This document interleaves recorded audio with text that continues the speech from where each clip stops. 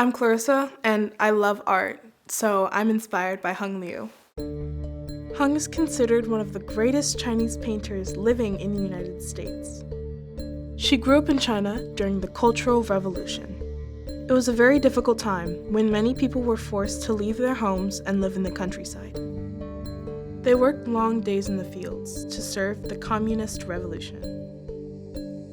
She was allowed to go to art school, but the Communist Party was very strict about what and how she could paint. The subject in your work need to be workers, peasants, soldiers.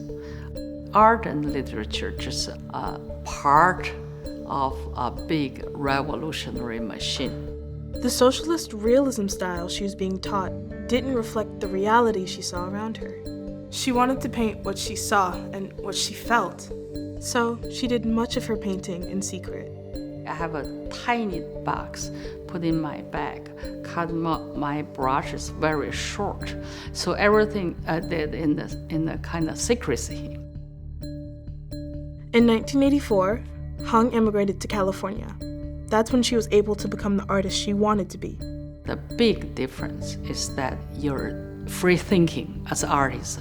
You don't have to lie to anybody, especially to yourselves. That's why in one of the early paintings I did of my green card, I turned my date of birth to the year I came to the US. It's like, another life. Hung's paintings often start with old photographs, but she treats them as the beginning of the story and not the end. Her artwork has been exhibited in top museums across the country and as far away as Japan. I really believe my work is bigger than me. It's about bearing witness. We still have so many refugees. We have so many poor people. But we still have hope. And that's why I'm inspired by Hung Liu.